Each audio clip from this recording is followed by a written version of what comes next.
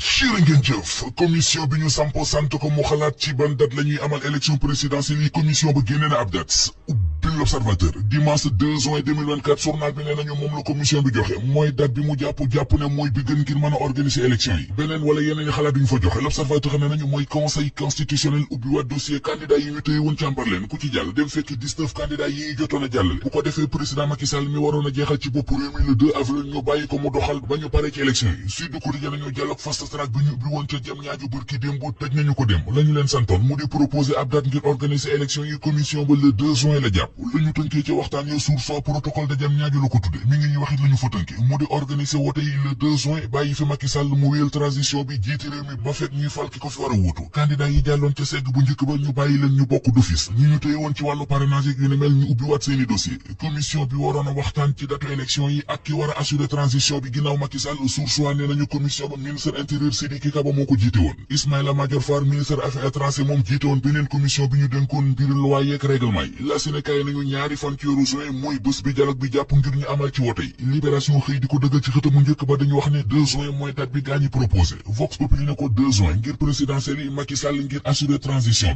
bi bés bi le jour Témoin ak Assemblée nationale ñoom it xëyee ko ci seen xëtu njëkk ci xët mu njëkku Les Échos it xibaar bi ma nga fa waaye moom da cee dolli di ñu xamal ne gaañi proposé nañu karoog ñetti weer ngir Macky Sall ak force yëf yi ngir Karim Wade mën a dugg Walf Quotidien bind ne Macky Sall dugalaat na Karim Wade ci yëf yeneen mu di loi d'amnistie bi ñuy wax Le Quotidien mi ngi wax ne projet de loi bi danañu ko waxtaane ci ndajem conseil des ministres bi war a am tey Les Échos na ko buñ ca noppee ci assemblée nationale fa la ñu jëm ak moom procédure d'urgence dañu koy def ngir mu gaaw a sotti public yéen a kay di laaj bu ñu gàddoon projet de loi bi tey yóbbu assemblée nationale dem ba yegg député yi rejeté ko bu boobaa nees di lijjantee problème bi waa forum civil gi Birahim Seck jiite di ñu wax ci point actu ne ñoom ànduñu ci loi d'amnistie bi ak ni ñu ko bëgg a doxale li ñu gis mooy aw yoonu ñu bëgg a xàll ngir suul dëgg jox nit ñi sañ-sañu di faat bakkante dara du leen ci fekk jox leen nit sañ-sañu di torturer di saccage maanaam di yàq ak a caxat-caxate alal nit ñi te du mujj fenn ñeneen ñi àndul ci projet de loi amnistie bi Vox Populi nee nañu ñooy waa kër Idrissa Seck yi ci coalition Idy président 2024 journal Le Mandat nañu démb dégg nañu Ismaïla Madior Fall mu wax ne Ousmane Sonko li ko jotale ak Adji Sarr ak li ko jotale ak Mame Mbaye Niang yooyee duñu bokk ci amnistie gi journée ville morte gi waa aar sunu élection woote woon démb fan la mujj